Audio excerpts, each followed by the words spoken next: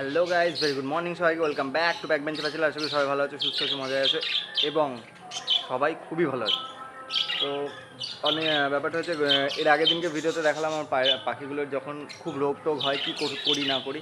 তো আমি কালকে দেখলাম যে আমার যে পাখিগুলো আছে সেগুলো ব্রিডিংয়ে একটু প্রবলেম হচ্ছে। বলতে কি, ওরা কন্টিনিউ ব্রিডিং করছে, যার কারণে বাচ্চাগুলোর ফেদারগুলো কম আসছে, ফেদার ঠিকঠাক আসছে না। ঠিক আছে, তো সেই জন্য আমি একটা ডিসিশন নিলাম, সেটা দেখায় তোমাদেরকে কী করতে চলেছি। এখানে হাড়ি নেই, কিন্তু এইখানে কোনো হাড়ি নেই, কিছু নেই। এখানে শুধু রয়ে গেছে এই যা আছে তাই পাখি। অল্প কিছু পাখি রয়ে গেছে, কারণ আমি সব হাড়ি বার করে দিয়েছি। সব যা যা ছিল এখানে, শুধু দুটোতে, এইটাতে ডিম আছে আর এটাতে ডিম আছে বলে এই দুটো পেয়ার আমি রেখে দিয়েছি। এইখানে যত পাখিগুলো দেখছো সব মেল, আমি ফিমেলগুলো সাইড করে দিয়েছি। এখানে দেখো যত পাখি দেখবা সব মেল। আমি মেল ফিমেলগুলোকে আলাদা করছি একটাই কারণে, যাতে বেটার ব্রিডিং পাওয়া যায়। ঠিক আছে, বাচ্চাগুলো যাতে ভালো থাকে, না মরে। ঠিক আছে, জেনারেশন বাই জেনারেশন যদি বলতে যাই, তাহলে এদের যাতে বাচ্চাগুলো একবার হোক বা দুবার হোক বাচ্চা যাতে ভালো হয়, যাতে না মরে যায়, সুস্থ সবলভাবে বেরোয়, সেই জন্য মেলগুলোকে সব আলাদা করেছে। এখানে সমস্ত মেলগুলো এখানে আলাদা আছে। এইখানে মাত্র দুটো পেয়ার রেখেছি। এই দেখো, এই পেয়ারটা যেমন মিট আপ করছে। আমি বুঝতে পারছি না, ডিম আছে তাও মিট আপ করছে কেন। যদি এই পেয়ারটা ডিমে, ওদের আগের ডিম যদি না ফুটায়, তাহলে আমি এই পেয়ারটাও ভেঙে দেবো, মেলটাকে সেপারেট করে দেবো, ফিমেলটাকে সেপারেট করে দেবো। এখানে শুধু একটা ফিমেল বাচ্চা রয়ে গেছে, এখানে শুধু একটা ফিমেল বাচ্চা রয়ে গেছে, আর ওইখানে দুটো বাচ্চা রয়ে গেছে। বাচ্চাগুলোকে এখানে আমি রেখে দিয়েছি, কারণ বাচ্চাগুলো থাকুক, বাচ্চাগুলোতে কোনো প্রবলেম নেই। আর এইখানে টোটাল 4টে হাঁড়ি ছিল, এই কর্নারে একটা হাঁড়ি ছিল, এটা আমি বার করে দিয়েছি। টোটাল 3টে হাঁড়ি করে দিয়েছি। আর এখানে শুধু 3টে পেয়ার আর ওদের বাচ্চা আছে।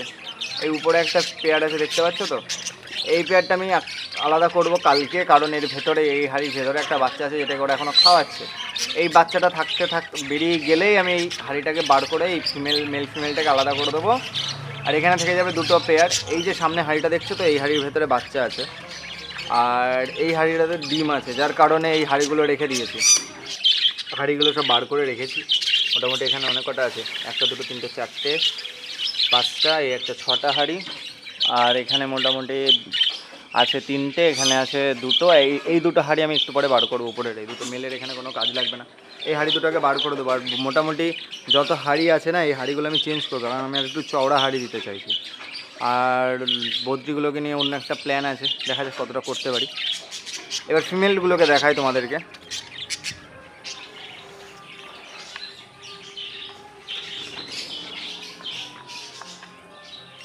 এই দেখো, এইখানে টোটাল 4টে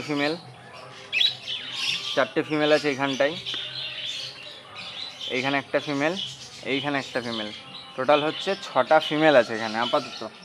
তো ব্যাপারটা হয়েছে, 6টা ফিমেল থাকুক এখানে সেপারেট, এদেরকে আলাদা খেতে দেবো, এদেরকে আলাদা ক্যালসিয়াম ভিটামিন যা যা কোর্স হয় সব করবো। 1 মাস পুরো মেল ফিমেল আলাদা থাকবে। তারপর আমি জোড়াটা কীরকম দেবো, হোয়াইটের সাথে মানে অ্যালবিনো রেড আইয়ের সাথে albino red eye male, white আর ইয়েলো মানে লুটিনো রেড আই যেটা বদ্রি আছে, ওর সাথে লুটিনোরই জোড়া দেবো। ঠিক আছে, আমি সেপারেট ছোটো ছোটো খাঁচা আনবো, সেখানে করব। আর কলোনিতে আমি রাখবো হচ্ছে দুটো পাখি রাখবো, একটা হচ্ছে স্প্যাঙ্গেলগুলো, আর একটা হচ্ছে যে আলাদা যে কালারগুলো আছে সেইগুলো। তো ব্যাপারটা হচ্ছে, যখন তোমরা পাখির ব্রিডিং করাবা না, পাখিদেরকেও রেস্ট দিতে হয়। আমি রেস্ট দেওয়া হয়নি, কারণ আমার খাঁচার যেহেতু অভাব আছে, ওই কারণে আমি রেস্ট দিতে পারিনি।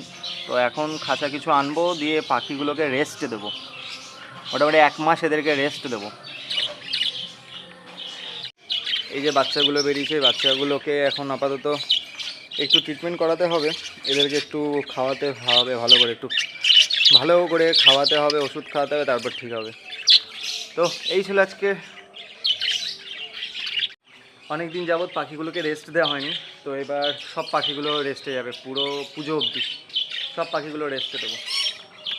সেপ্টেম্বর মাসটা পুরো যাবে, শুধু বদ্রি বলে না, লাভবার্ডও যাবে, কনুরও যাবে। কনুরগুলোকে সেপারেট করিনি, কারণ কনুরের এখন সিজন আসছে না, আর ওরা এখনও ভালোভাবে জোড়া নিয়েছে, কিন্তু মিট আপ করছে না। মিট আপ করুক, তারপর দেখা যাবে এদেরকে। আর এখানে যত লাভবার্ড আছে, যে লাভবার্ডগুলো আমার এখন অবধি ব্রিডিং বক্স দেওয়া হয়নি, তাদেরকে আমি এই বর্ষাটা গেলে ব্রিডিং বক্সটা দেবো, কারণ আমার লাভবার্ডের বাচ্চা লাগবে। দু পেয়ার লাভবার্ডকে দিয়েছি, আর এক পেয়ার আছে ওদেরকে দেবো। আর কিছু লাভবার্ড কালেকশন করবো নতুন, সেটাও দেখাবো কী কী লাভবার্ড কালেকশন করবো, কনুর কালেক্ট করবো, অনেক কিছু কালেকশন করা বাকি আছে, সেগুলো করব ধীরে ধীরে। তার জন্য পুরো চ্যানেলটার সাথে থাকতে হবে, ভিডিওটা অবশ্যই দেখতে হবে, আর হ্যাঁ চ্যানেলটাকে সাবস্ক্রাইব করতে হবে। তো সাবস্ক্রাইব। ব্যাকবেঞ্চার ব্যাচেলার, দেখা হচ্ছে নেক্সট ব্লগে। সবাই ভালো থাকো, সুস্থ থাকো এবং নিজের প্রিয় মানুষের খেয়াল রাখো।